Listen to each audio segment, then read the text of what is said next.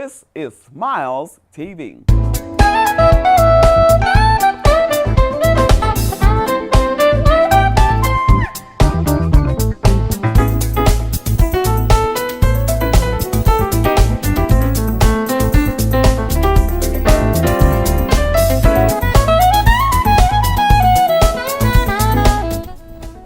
Welcome to Smiles Television Talk Show. I'm your host, Stephanie Anthony Miles, and thank you for tuning in again. You know, we did a broadcast at the Better Family Life Center, and this is really part of that broadcast. And you're going to hear from Miranda Jones, who's the Vice President of Youth and Clinical Services at Better Family Life. She's actually from East St. Louis, Illinois, working in Missouri, so we're also bridging the gap again. Stay tuned for more smiles. Remember, Jesus Christ was born of a virgin. He was crucified and buried, and he rose on the third day. Confess with your mouth that Jesus is Lord. Believe in your heart that God has raised him from the dead, and thou shalt be saved. Stay tuned for more smiles.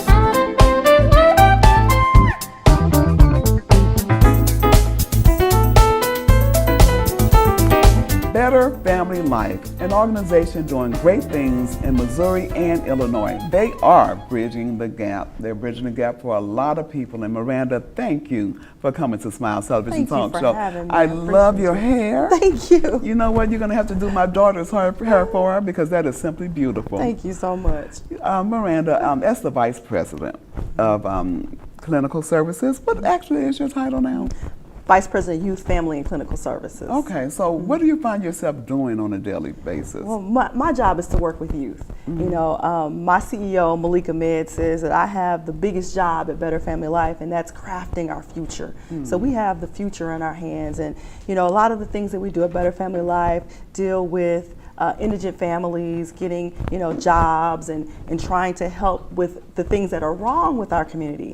And I get to work with what's right with our community, what we can do to stop, you know, people from having to get into these work programs and having to deal with the cycle of poverty. So, you know, working with youth, we start at the tender age of 4. Do you really? We go all the way up to 24. So we have programs that run the gamut of 4 to 24 for not only the youth, but for their families. And we also make sure that we have wraparound services, which include the mental health and clinical services. Okay, I know on the east side because I met with Gerald Quincy Jones, and I want to thank him also again. Thank you, Gerald, for helping us to arrange this.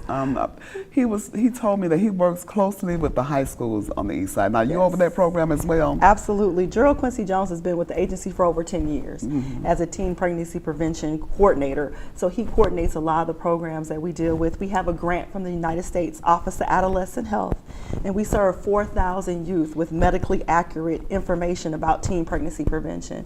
We've been doing this now for about 10 years. We have an abstinence first approach, but we want kids to know about their body. We want them to have self-efficacy, know how to say no, how to get themselves out of sticky situations. We talk anatomy.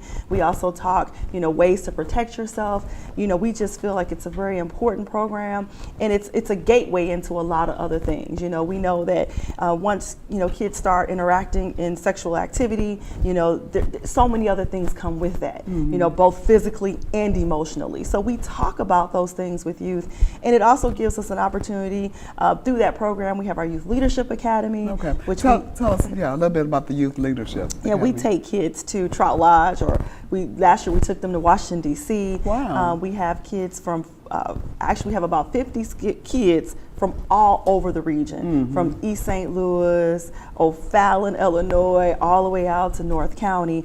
They all come together, and they are the leaders in their school. They're the leaders for our Youth Clinical Family Services Department. And so we take them out, and they're the ones that kind of set the agenda for what we're doing. Okay. And we try to be youth-led. We want their ideas and for us to know what they think is going to impact their future. So do you reach out to the kids, or how do they make contact with you? How do you find the youth who need the assistance? So we typically go in through schools. So they'll see us in the classroom. We're in 22 different schools.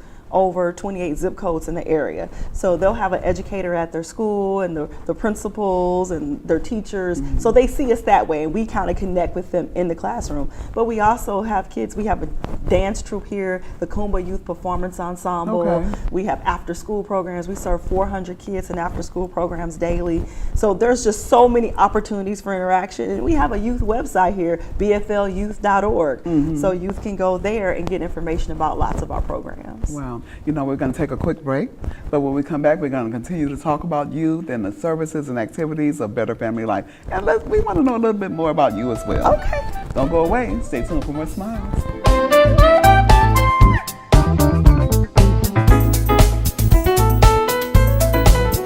Thank you for staying with us. We're talking with Miranda Jones from Better Family Life. She's the vice president here, and you know what? We're talking about bridging the gap. And during the break, you reminded me that you're Ann Walker's daughter. Yeah, I forgot about that. Ann is such a sweetheart. Thank you. And you have services and activities going on that actually started on the east side, or the concept, more or less? You know, our inspiration, is Katherine Dunham. You know, my mother being a former Katherine Dunham dancer. And I grew up going to the workshop with Ruby and going to SIU, and we had classes on Saturdays. And so, I know that was such a big part of my childhood. That's something that we've strived to recreate here at Better Family Life. So we have our Saturday dance classes, and we started the Kumba Youth Performance Ensemble. And we have former Katherine Dunham dancer, Vivian Elaine Anderson-Watt. Right, who is and you have to say you have to say the whole thing. She's our dance, our choreographer. She is our director of arts and education here. We also have our master percussionist, which is Edward Brown, who is also East St. Louis native, and he, derives a lot of his principles from Ward Chom, who is also a very, in-depth person who was in the East St. Louis area. His son is Akon. Oh, right. The linkages are so important, and it was so important to me when Mr. Brown said, this is the closest thing I've seen to what we used to do, years ago in East St. Louis. And that spirit, it's about the spirit. You know what, your passion is coming out, it's pouring out on the air, and so did that come from your mom? It did, and as a child, I was there when Katherine Dunham did her hunger strike. I was there, sitting there, watching this, and when you see someone who, did a hunger strike for Haiti, someplace that's not, next door. She had the passion and the will to bring awareness to what was going on in a country that had so many things that was happening. For me to be able to see that as a child, I soaked all that in, and it gave me passion, and it inspires me to make, I want other kids to find their passion and find their inspiration in something, and hopefully we'll give them some things so that they can be the future leaders of the United States of America. Wow, this is excellent. And sitting here in the Better Family Life Center, looking at the mural, this is beautiful. How long has this floor been like it is now? This floor actually was untouched. So it was dirt and there was nothing. So the stairs that come up here, it was a captain's ladder that came up here. So for years, it just sat and was nothing. And so we just opened this particular part of Better Family Life this past year. So it's only been 1 year. And actually, you're sitting in our Small Business Incubator Center. Wow. So on Fridays, small businesses, people who are wanting to have small businesses come up and they get some instruction and coaching on how to do their small business.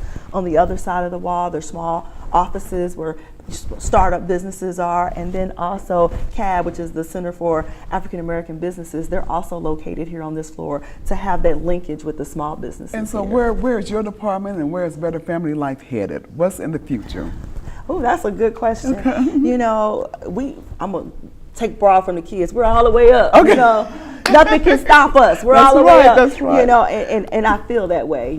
There is, with all the instability that the political landscape brings, we are focused on our goal, and our mission remains the same. And it's even more important now in this political landscape for us to be strong about, who we are, who we serve, and what our purpose and goal and mission is through Better Family Life. And that's, making sure that African American families and urban families have access to resources and understand who they are, their culture, and they're able to, make a way and a path for their future. So those are the things that we are focused on through workforce programs, youth programs, community outreach, housing, and cultural arts. That is so well said. And thinking about our history and thinking about the past, and by the time this airs, the commemoration for the 1917 race riots in East St. Louis may have passed.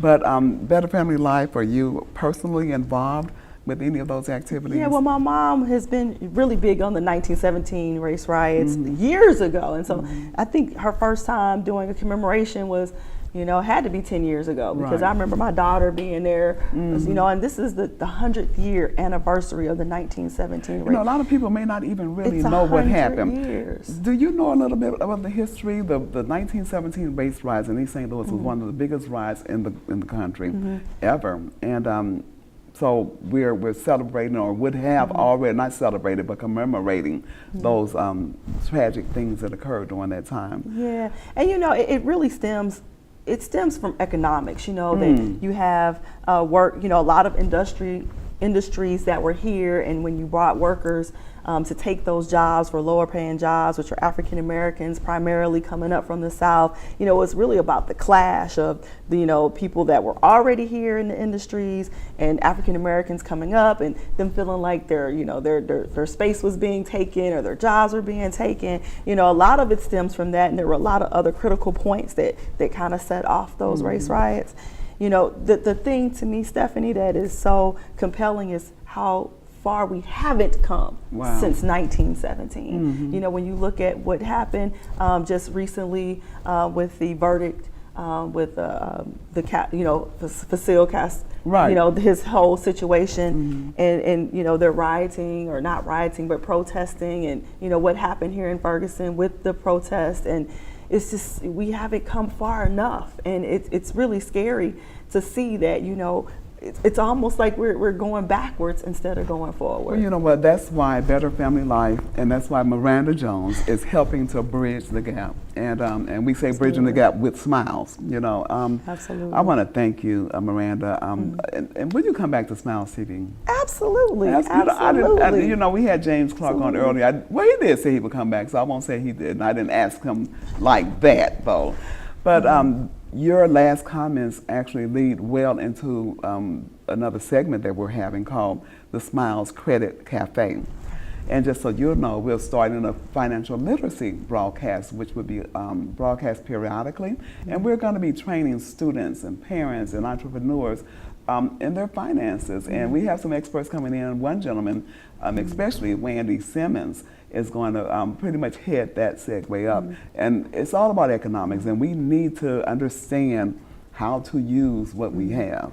Stephanie, what you guys are doing here is so important, giving people information and empowering our community. And I can't thank you enough for having us and being at Better Family Life. You are a sweetheart. I thank you, Miranda. Give me a hug. No handshake, give me a hug.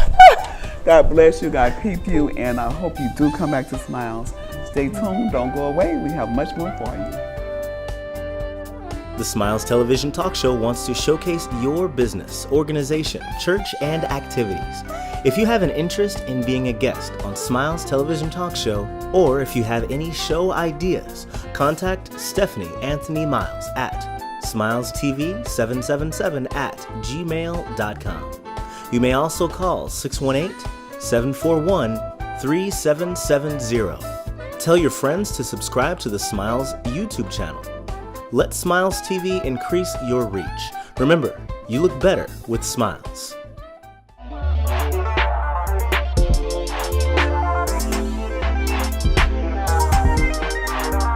Welcome to Smiles Television Talk Show. I'm your host, Stephanie Anthony Miles, and I am just elated that you decided to tune in again.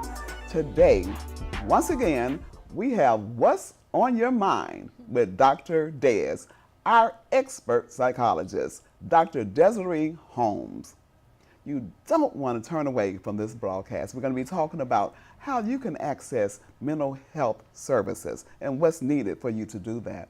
Remember, Jesus Christ was born of a virgin, and he was crucified and buried, and he rose on the third day. Confess with your mouth that Jesus is Lord. Believe in your heart that God has raised him from the dead, and thou shalt be saved. Stay tuned for more Smiles.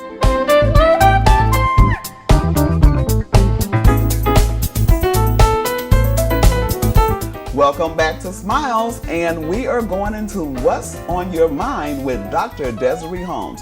Today I have her on the couch because I'm going to be asking her some questions. Dr. Holmes, thank you again for coming back to Smiles. And I love your segment, and the community appears to love it as well. And we really appreciate you because you are our resident expert. Thank you. Dr. Des, and we've been talking about mental health stigmas. Right. We've discussed some problems with mental health and things of that nature.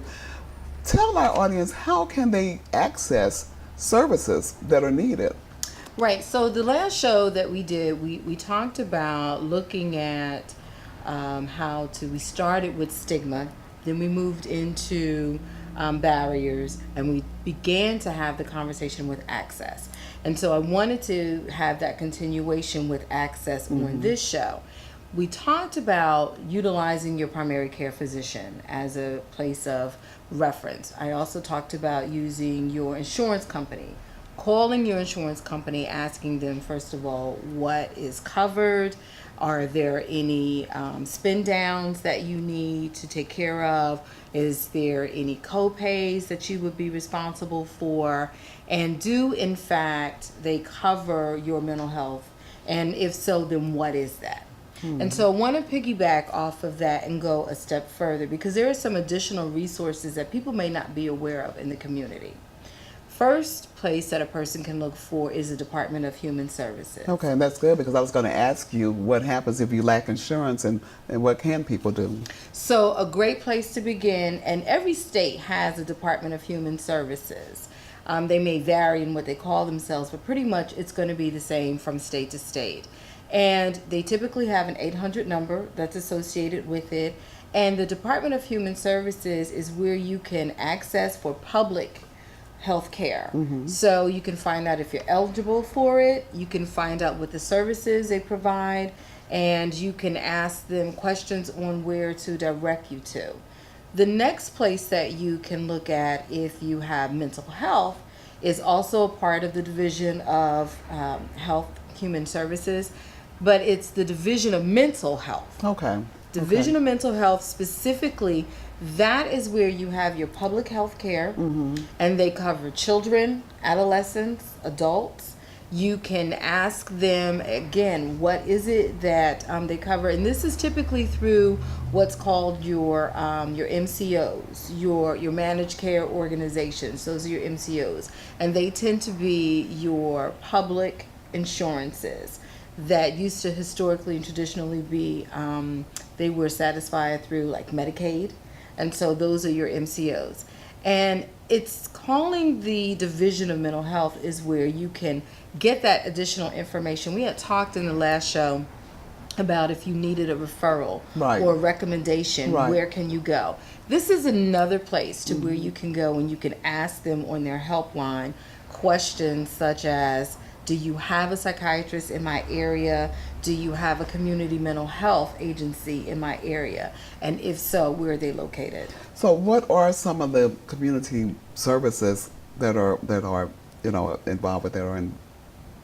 So community mental health, and that's a good question, because community mental health typically, again, a lot of their funding will come from the state and or federal dollars, and they're placed directly in a person's community where they live. For instance, if you live in East St. Louis, there is a community mental health agency that is directly there for that particular community. If you live, say, in other parts of St. Clair County, in the Belleville area, there is a community mental health there. Same thing if you live in Madison County. So each place typically will have their own community mental health agency, and they provide a host of services. So are individuals able to go outside of their community? Because I'm just thinking sometimes people may fear being seen, or they may not want to be among those with whom they're familiar. So can they go to other areas that are not right in their vicinity? They absolutely can. They absolutely can. Remember, we also talked in the last show about one of the barriers being transportation. That's right. That's right. And so that's where, again, you want to ask and find out through your insurance coverage, do they cover transportation? And if so, then your transportation, it can be provided for and covered through your insurance company. And yes, you absolutely can go outside of your community. You don't have to remain, but many times people just feel much more comfortable because they feel like by going to a local community agency, they can identify perhaps more with their needs. Because that's the community and the population that they service. Tell you what, I need to take a quick break, but we'll come back and I want to talk about outpatient care versus inpatient care. Okay, good. Don't go away. This is What's on Your Mind with Dr. Dez on Smiles Television Talk Show. Stay tuned for more Smiles.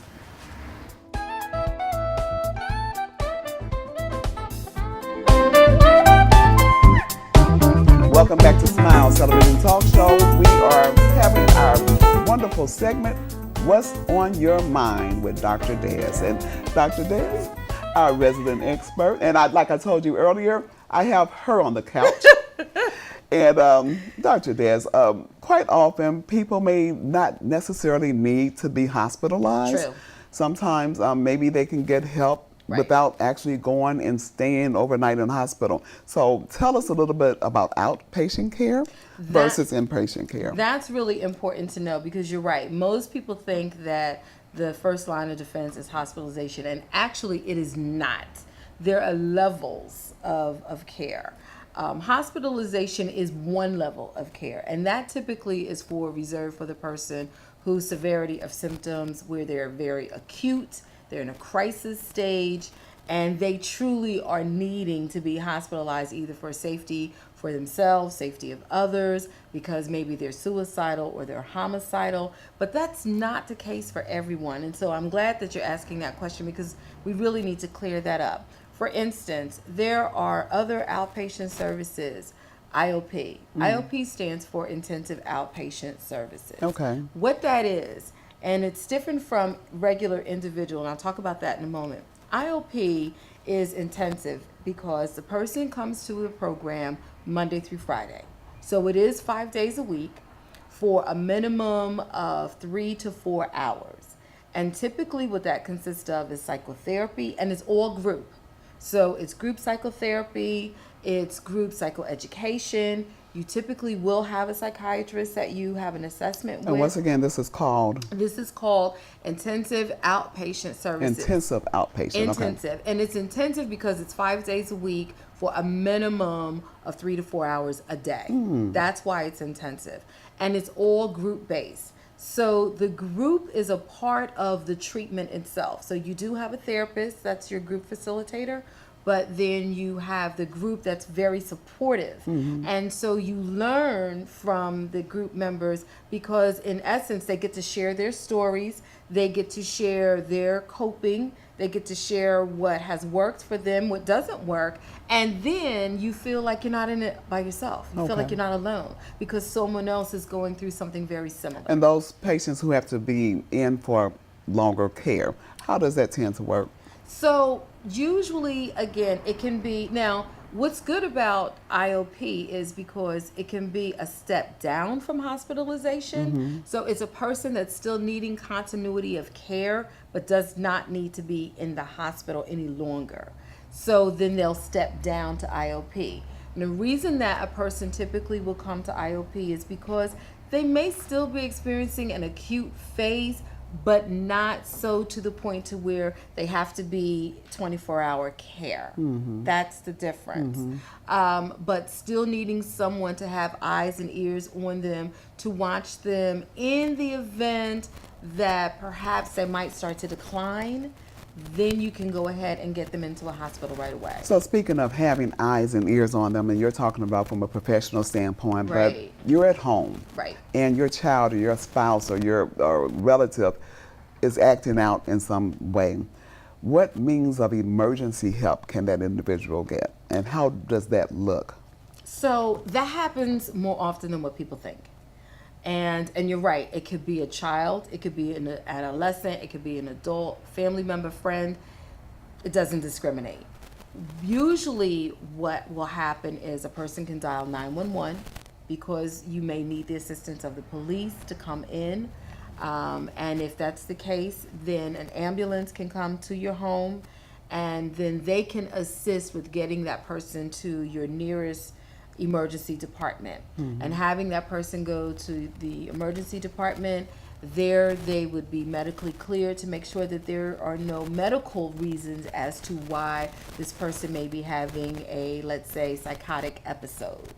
And so you want to make sure that it isn't medical, because sometimes psychotic episodes could actually have a medical origin. I see. Right. And so you want to rule that out. And the only way that you're going to rule that out is for a medical doctor to go ahead, provide an evaluation, and make sure that medically nothing is going on with that person. In our conversations, you've listed a couple of organizations and phone numbers in which individuals can make contact. Can you give those organizations names again, and any lasting words from you?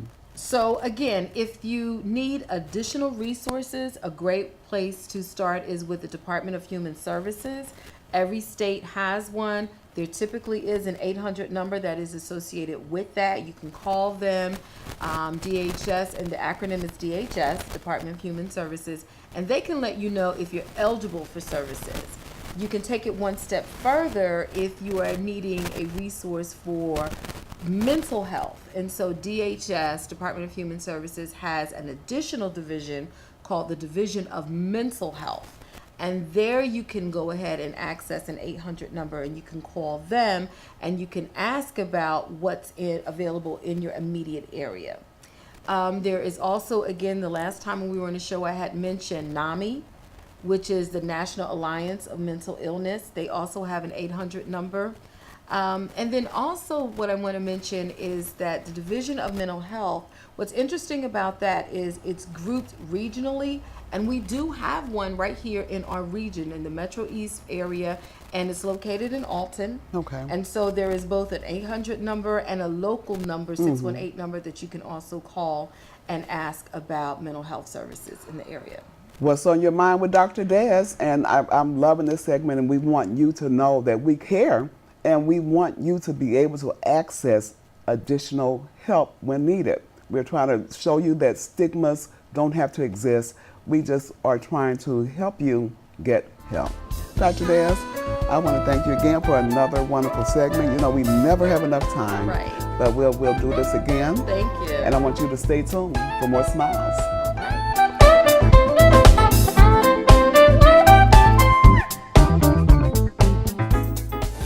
IDEX Media does a lot. From IDEX Photography to IDEX Films. We help create forever memories and forever impressions.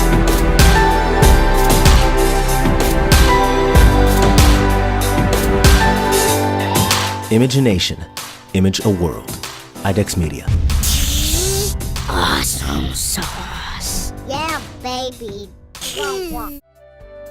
The Smiles Television Talk Show wants to showcase your business, organization, church, and activities.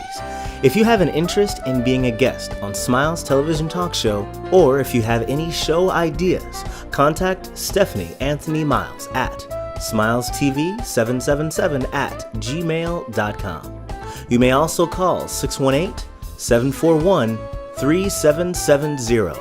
Tell your friends to subscribe to the Smiles YouTube channel. Let Smiles TV increase your reach. Remember, you look better with smiles.